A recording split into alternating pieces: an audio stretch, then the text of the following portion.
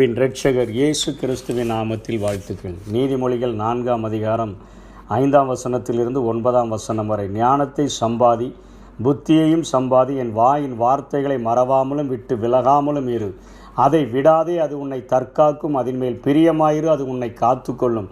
ஞானமே முக்கியம். ஞானத்தை சம்பாதி. எண்ணத்தை சம்பாதித்தாலும் புத்தியை சம்பாதித்துக்கொள்ள. நீ அதை மேன்மைப்படுத்து, அது உன்னை மேன்மைப்படுத்தும்.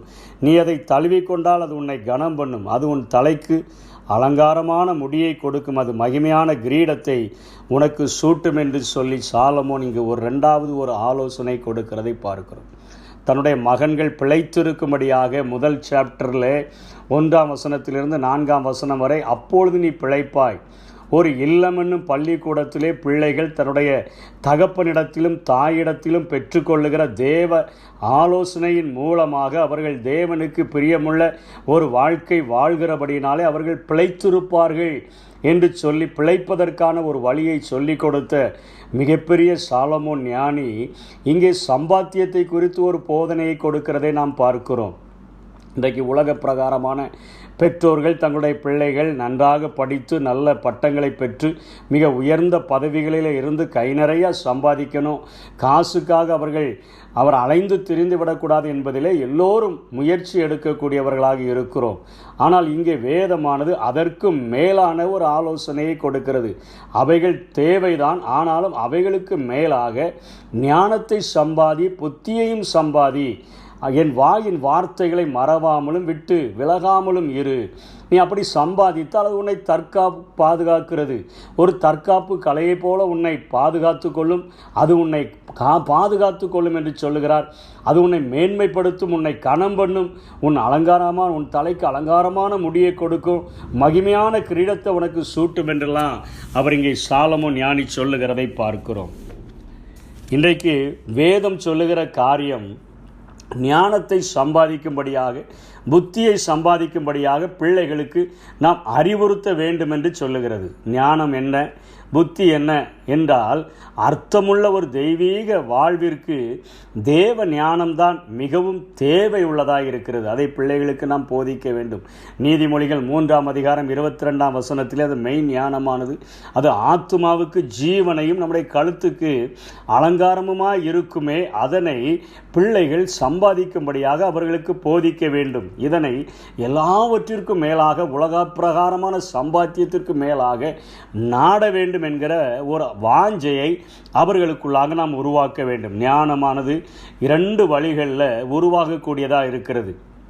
இன்றைக்கு உலக பிரகாரமான படிப்புகளை நாம் படிக்கும் பொழுது உலக பிரகாரமான அறியாமை என்னும் இருள் விளக்கப்படுகிறது போல ஒரு ஆண்டவரை பற்றிய அறிவற்ற நிலைமையில் இருக்கிற பிரபஞ்சத்தின் தேவனானவன் நம்முடைய கண்களை குருடாக்கி இருக்கிற அந்த நிலைமையிலிருந்து நாம் அந்த அறியாமையை அகற்றுகிறதற்கு இன்றைக்கு நாம் புத்திமதியின் மூலம்தான் ஒரு மனிதன் ஆவிக்குரிய மறுரூபத்தை அடைய முடியும். அநேக செய்திகளையும் அநேக ஆலோசனைகளையும் அநேக புத்திமதிகளையும் நாம் கேட்கும் பொழுதுதான் நமக்குள்ளாக ஞானம் உண்டாகிறபடியினாலே, தேவனை பற்றிய ஒரு ஞானம், ஒரு அறிவு உண்டாகிறபடியினாலே நாம் நம்முடைய வாழ்க்கையிலே அவரை குறித்து அறியாமையில் இருந்தோமே, அந்த அறியாமைகள் அகற்றப்படுகிறதை நாம் உணர்ந்து கொள்ள முடியும். உண்மையான ஞானத்தை அடைய தேவனோடு கூட புத்திமதிகளையும் போதனைகளையும் கேட்டால் மட்டும் போதாது, தேவனோடு கூட ஒரு தனிப்பட்ட தொடர்பு கொள்ளுகிறவர்களாக நாம் இருந்தோம் என்று சொன்னால்,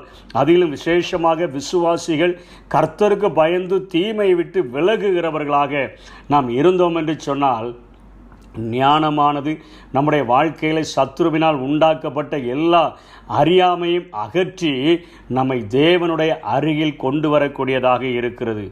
2வது காரியம், ஆலோசனைகளின் மூலமாக வருகிற அல்லது நாம் ஆண்டவரோடு கூட தனிப்பட்ட முறையில் தொடர்பு கொள்கிறதன் மூலமாய் வருகிற அந்த ஞானமானது தியாகத்தின் மூலமாகவும் நமக்குள்ளாக உருவாக முடியும்.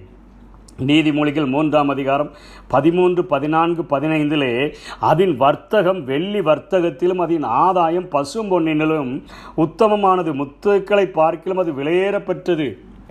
நீ இச்சிக்கப்படத்தக்கதொன்றும் அதற்கு நிகரல்ல என்று சொல்லி நாம் ஒரு புதையலை தேடுகிறது போல நாம் தேட வேண்டும். தியாகத்தோடு கூட வாஞ்சியோடு கூட ஒரு புதையலை தேடுகிறது போல அதற்கென்று நாம் நேரத்தை செலவிட்டு அந்த ஞானத்தை தேடுகிறவர்களாக நாம் காணப்பட்டோம் என்று சொன்னால் நாம் நிச்சயமாக அதனை பெற்றுக்கொள்ள முடியும் என்கிறதை இங்கே நாம் இந்த நீதிமொழிகளின் மூலமாக கற்றுக்கொள்ளுகிறோம். 2 வழிகளில் தேவனுடைய ஆலோசனைகளின் மூலமாக, உபதேசங்களின் மூலமாக, புத்திமதிகளின் மூலமாக, தேவனோடு ஐக்கியப்படுகிறதின் மூலமாகவும் ஒரு வாஞ்சையோடு கூட மிகவும் ஒரு அர்ப்பணிப்போடு கூட தியாகத்தோடு கூட நாம் அதை ஒரு புதையலை தேடுகிறது போல தேடினோம் என்று சொன்னால் வெள்ளி வர்த்தகத்தை பார்க்கிலும் உயர்ந்த பசும்பொன்னினால் கிடைக்கிற ஆதாயத்தை விட உயர்ந்த முத்துக்களை பார்க்கிலும் விலையேறப்பட்ட அந்த ஞானத்தை நான் எப்படியாயிலும் அடைந்து கொள்ள வேண்டும் என்கிற ஒரு தாகத்தோடு அதிகாலையில் போய் தேடினா என்னை கண்டடைவீர்கள் என்று வேதம் சொல்லுகிறதே, அதை நாம் கண்டடைய முடியும். பழைய ஏற்பாட்டின் அந்த ஞானத்தின் நிறைவேறுதல் தான் இயேசு கிறிஸ்து. அதைத்தான் பவுல் 1 கொரிந்தியரிலே அவர் சொல்கிறார் 1ஆம் அதிகாரம் 30ஆம் வசனத்திலே, இயேசு கிறிஸ்து அவரே நமக்காக, அவரே ஞானமானார், நீதியானார், பரிசுத்தமானார், மீட்பானார் என்று சொல்லுகிறார். கொலோசியர் 2ஆம் அதிகாரம் 2ஆம் வசனம் 3ஆம் வசனத்திலே, தேவனுக்கும் கிறிஸ்துவுக்கும் உரிய இரகசியத்தை அறிந்து கொள்ளுகிறதற்காக எல்லா ஐசுவரியத்திற்கும் உரியவர்கள் ஆக வேண்டும் என்று நான் இப்படி விரும்புகிறேன் என்று சொல்லி அவருக்குள் ஞானம், அறிவு என்பவைகளாகிய பொக்கிஷங்கள் அடங்கி இருக்கிறது. பழைய ஏற்பாட்டில் ஞானத்தின் நிறைவேறுதலாகிய இயேசு கிறிஸ்துவை நாம் அறிவதே நித்திய ஜீவன். அவரை நாம் அறிவதே, அவரை நாம் தெரிந்து கொள்வதே, ஞானத்தை கண்டடைய அது நம்மை ஞானத்தின் உறைவிடமாகிய இயேசுவின் அருகில் கொண்டு வந்து சேர்க்கிறதை நாம் பார்க்கிறோம். இயேசுவை நாம் ஏன் அறிந்து கொள்ள வேண்டும்? இயேசுவோடு கூட நாம் எதற்கு ஐக்கியம் கொள்ள வேண்டும்? உண்மையான மெய் ஞானமாகிய இயேசுவினிடத்தில் ஏன் வாஞ்சியாய் இருக்க வேண்டும் என்று சொன்னால் அது பழைய ஏற்பாட்டினுடைய நிறைவேறுதலாகிய இயேசு கிறிஸ்து நமக்கு புதிய ஏற்பாட்டிலே வந்து பிரசங்கித்த காரியம்.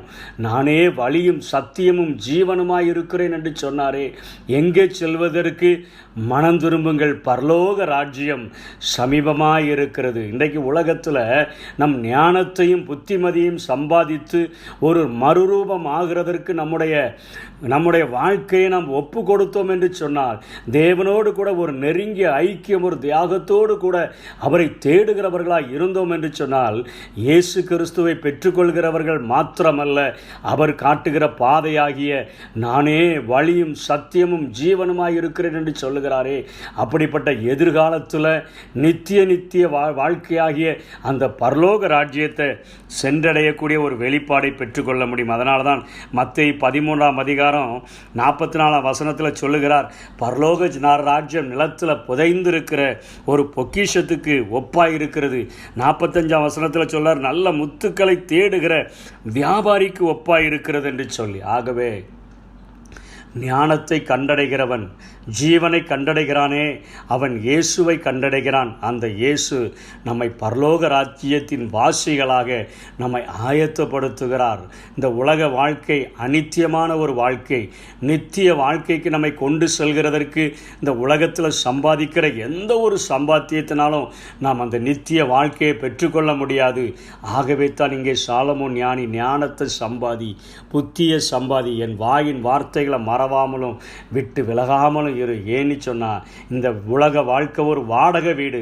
இதிலிருந்து நம்ம கண்ணை மூடி நாம் வெளிக்கும் பொழுது நித்திய ராஜ்யத்திற்குள்ளாக போய் சேரணும். இல்லைன்னு சொன்னால் நித்திய நரகத்துக்குள்ளாக காலாகாலமும் கஷ்டப்படுகிற அக்னியும் கந்தகமும் எரிகிற கடலில் போய் பங்கடைஞ்சிருவோம். ஆண்டவராகிய இயேசுவை கண்டடைந்தோம் என்று சொன்னால் நிச்சயமாக இந்த பரலோக ராஜ்யத்தினுடைய வாழ்க்கையை பெற்றுக்கொள்ள முடியும். அதற்காக நீ ஞானத்தையும் புத்தியையும் சம்பாதி என்று சொல்லி இங்கே சாலமோன் ஞானி குறிப்பிடுகிறதை பார்க்கிறோம். நாமும் இப்படிப்பட்ட வாஞ்சியோடு கூட ஆலோசனைகளையும் ஆண்டவரோடு கூட நெருங்கிய ஐக்கியத்தையும் தியாகத்தோடு கூட தேடுகிற ஒரு காரியத்தையும் நாம் நிறைவேற்றினால் நிச்சயமாக இந்த வசனங்களில் சொல்லப்பட்ட கிருபைகள் நம்மை வந்தடையும். அப்படிப்பட்ட கிருபைகளை தேவன் நமக்கு தந்தருள்வாராக. ஆமென். வார்த்தையின் வல்லமையால் உயிர்ப்பிக்கப்படுகின்றே, பாதையில் நடப்பதினால் ஞானம் பெறுகின்றேன் உம் பாதையில் நடப்பதில்